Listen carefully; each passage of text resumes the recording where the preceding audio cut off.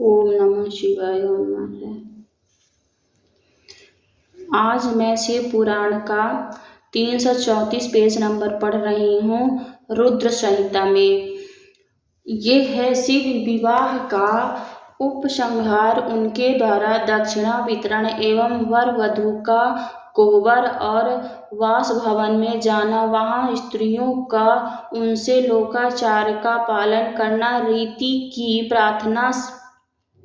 रति की प्रार्थना से शिव द्वारा काम को जीवन दान एवं वर प्रदान, वर वधू एक दूसरे को मिष्ठान भोजन कराना और शिव जनवास में लौटना। ब्रह्मा जी कहते हैं, नारद तदंतर मेरी आज्ञा पाकर महेश्वर ने ब्राह्मणों द्वारा अग्नि की स्थापना करवाई और पार्वती को अपने आगे बिठाकर वहां ऋग्वेद, यजुर्वेद तथा सामवेद के मंत्रों द्वारा अग्नि में आहुतियां दी। तात उस समय काली के भाई मैनाक ने लवा की अंजलि दी और काली तथा शिव दोनों ने आहुति देकर लोकाचार का आश्रय ले प्रसन्नता पूर्वक अग्निदेव की परिक्रमा की। नारद तदंतर शिव की आज्ञा से मुनियों सहित मैंने शिव विवाह का शेष कार्य प्रसन्नता पूर्वक पूरा किया। फिर उन दोनों दंपतियों के मस्तक का अभिषेक हुआ। ब्राह्मणों ने उन्हें आदर पूर्वक ध्रुव का दर्शन कराया। तत्पश्चात हृदय लंभावन का कार्य हुआ। फिर बड़े उत्साह के साथ स्वास्ति वचन किया गया। इसके पश्चात ब्राह्मणों की आज्ञा से शिव ने शिव के सिर में सिंदूर दान किया। उस समय गिरिराज नंदिनी उमा की शोभा अद्भुत और अवर्णनीय हो गई। फिर ब्राह्मणों ने आदेश से वे शिव दाम्पत्य एक आसन पर विराजमान हो भक्तों के चित्तों को आनंद देने वाले उत्तम शोभा पाने लगे। मुनि तदंतर अद्भुत लीला करने वाले उन नम दंपत्ति मेरी आज्ञा पाकर अपने स्थान पर शस्त्राव प्रसन्न किया। इस प्रकार विधि पूर्वक उस वैवाहिक यज्ञ के पूर्ण को जानने पर भगवान शिव ने मुझ लोक शस्त्राष्ट ब्राह्मण को पूर्ण पत्र दान किया। फिर शंभु ने आश्चर्य को गोदान किया। मंगलदायक हो बड़े बड़े दान बताए गए, वे भी हर्ष संपन्न किए। तत्पश्चात उन्होंने बहुत से ब्राह्मणों को पृथक पृथक 100 सुवर्ण मुद्राएं दी, करोड़ों रत्न दान किए और अनेक प्रकार के द्रव्य बांटे। उस समय सब देवता तथा दूसरे चराचर जीव मन में बड़े प्रसन्न हुए और जोर जोर से जय जयकार की ध्वनि लगाने लगी। तब और मंगलिक शब्द और गीत होने लगे। वाद्यों की मनोहर ध्वनि सबके आनंद को बढ़ाने लगी। इसके बाद श्री विष्णु, मैं, देवता, ऋषि तथा अन्य सब लोग गिरिराज से आज्ञा ले बड़ी प्रसन्नता के साथ शीघ्र ही अपने अपने डेरे में चले गए। उस समय हिमालय नगरी की स्त्रियां आनंद मग्न हो शिव और पार्वती को लेकर कोहबर में गई और उन सब ने आदर पूर्वक वर और वधू से वर और वधू से लोकाचार्य का संपादन कराया। उस समय सब और परमानंददायक महान उत्साह छा रहा था। तदनंतर वे स्त्रियां उन लोक कल्याणकारी दाम्पत्य को साथ ले परम दिव्य वासभवन कैतुकागार में गई और वहां भी प्रसन्नता पूर्वक लोकाचार्य का संपादन किया। इसके बाद गिरिराज के नगरी की स्त्रियों ने समीप आकर मंगल कृत्य करके उन नव दाम्पत्य को केली गृह में पहुंचाया और जय ध्वनि करती हुई उनके गठबंधन की गांठ खोलने आदि का कार्य संपन्न किया। उस समय उन नूतन दाम्पत्य को देखने के लिए 16 दिव्य नारियों बड़े आदर के साथ शीघ्रतापूर्वक वहां आई। उनके नाम इस प्रकार हैं: सरस्वती, लक्ष्मी, सावित्री, गंगा, आदिति, शची, लोपामुद्रा, अरुंधति, अहल्या, तुलसी, स्वाहा, रोहिणी, पृथ्वी, शतरूपा, संज्ञा तथा रति। ये देवगणाएं तथा मनोहारिणी देवकन्या, नागकन्या और मुनि कन्याएं भी वहां आ पहुंची। वहां जितनी स्त्रियां उपस्थित थीं उन सबकी गणना करने में कौन सामर्थ्य है। उनके किए गए रत्नमय सिंहासन पर भगवान शिव प्रसन्नतापूर्वक बैठे।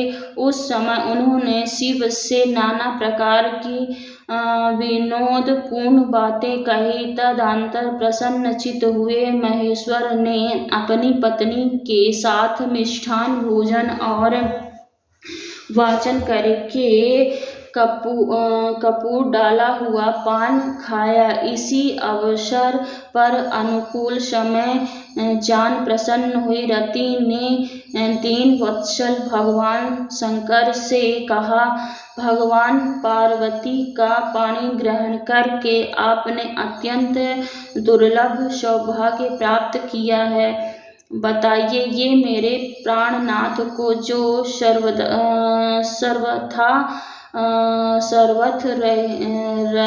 रहित थे उनको क्यों भस्म कर जीवित होने पर भी अपनी भस्म कर डाला। अब यहाँ मेरे पति को जीवित कीजिए और अपने अंतःकरण में काम संबंधी व्यापार को जगाइए। आपको और मुझको जो समान रूप से वियोग जनित संताप प्राप्त हुआ है उसे दूर कीजिए। महेश्वर, आपके इस विवाह उत्सव में सब लोग सुखी हुए हैं, केवल मैं ही अपने पति के बिना दुख में डूबी हुई हूँ। देव शंकर, प्रसन्न होइए और मुझे सनाथ कीजिए। दीनबंधो परम प्रभु, अपनी कही हुई बात को सत्य कीजिए। चराचर प्राणियों सहित तीनों लोकों में आपके सिवा दूसरा कौन है जो मेरे दुख का नाश करने में समर्थ हो। ऐसा जानकर आप मुझ पर दया कीजिए। दीनों पर दया करने वाले नाथ, सबको आनंद प्रदान करने वाले, आपने इस विवाह उत्सव में मुझे ही उत्सव संपन्न बनाइए। मेरे प्राणनाथ के जीवित होने पर ही अपनी प्रिय पार्वती के साथ आपका सुंदर विवाह परिपूर्ण होगा, इसमें संशय नहीं है। महेश्वर, आप सब कुछ करने में समर्थ हैं, क्योंकि आप ही परमेश्वर हैं। यहाँ अधिक कहने से क्या लाभ। सर्वेश्वर, आप शीघ्र मेरे पति को जीवित कीजिए। ऐसा कहकर रति गांठ में बांधा हुआ कामदेव के शरीर का भस्म शंभु को दे दिया और उनके सामने कहा, नाथ, हाँ नाथ, हाँ नाथ कहकर रोने लगी। रति का रोदन सुनकर सरस्वती आदि सभी देवियों रोने लगी और अत्यंत दीन वाणी से बोली, प्रभु आपका नाम भक्त वत्सल है, आप दीन बंधु और दया के सागर हैं, अतः काम को दीन जीवन दान दीजिए और रति को उत्साहित कीजिए, आपको नमस्कार है। ब्रह्मा जी कहते हैं, नारद, उन सब की यह बात सुनकर महेश्वर प्रसन्न हो गए। उन करुणा सागर प्रभु ने तत्काल ही रति पर कृपा की। भगवान शूलपाणि की अमृतमयी दृष्टि पड़ते ही पहले जैसे रूप, वेश और चिन्ह से युक्त अद्भुत मूर्तिधारी सुंदर कामदेव उस भस्म से प्रकट हो गए। आपने पति को वैसे ही रूप, आकृति, मंद मुस्कान और धनुष बाण से युक्त देख रति ने महेश्वर को प्रणाम किया। वह कृतार्थ हो गई। उसने प्राणनाथ की प्राप्ति करने वाले भगवान शिव का अपने जीवित पति के साथ हाथ जोड़कर बारंबार स्तवन किया। पत्नी सहित काम की हुई स्तुति को सुनकर दयार्द्र हृदय भगवान शंकर अत्यंत प्रसन्न हुए और इस प्रकार बोले। शंकर ने कहा, मनोभाव पत्नी सहित तुमने जो स्तुति की है उससे मैं बहुत प्रसन्न हूँ। स्वयं प्रकट होने वाले काम, तुम वर मांगो, मैं तुम्हें मनोवांछित वस्तु दूंगा।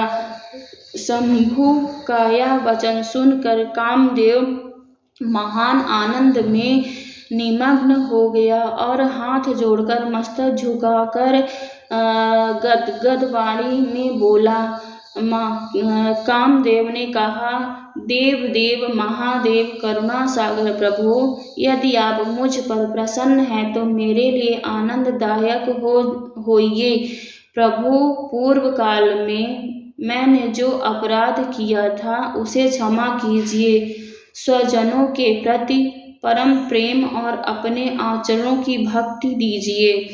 कामदेव का यह कथन सुनकर महेश्वर शिव प्रसन्न हो बोले, बहुत अच्छा। इसके बाद उन करुणानिधान ने हंसकर कहा, महात्मते कामदेव, मैं तुम पर प्रसन्न हूँ। तुम अपने मन से भय को निकाल दो, भगवान विष्णु के पास जाओ और इस घर से बाहर ही रहो। तदंतर काम शिव जी को प्रणाम करके बाहर आ गया। विष्णु आदि देवताओं ने उन्हें आशीर्वाद दिया। इसके बाद भगवान शंकर ने उस वास भवन में पार्वती को बाएं बिठाकर मिष्ठान भोजन कराया और पार्वती ने भी प्रसन्नता पूर्वक उनका मुंह मीठा किया।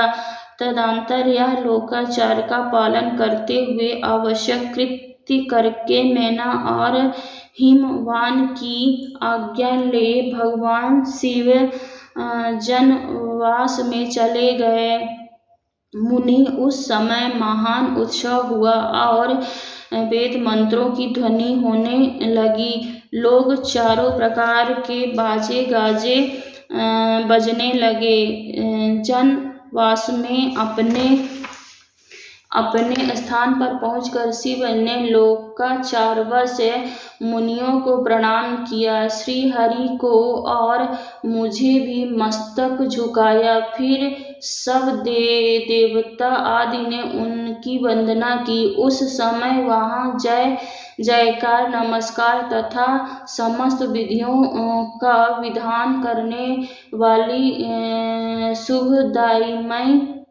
शुभदायिनी वेद ध्वनि भी होने लगी। इसके बाद मैंने भगवान विष्णु ने तथा इंद्र, ऋषि और सिद्ध आदि ने भी शंकर जी की स्तुति की।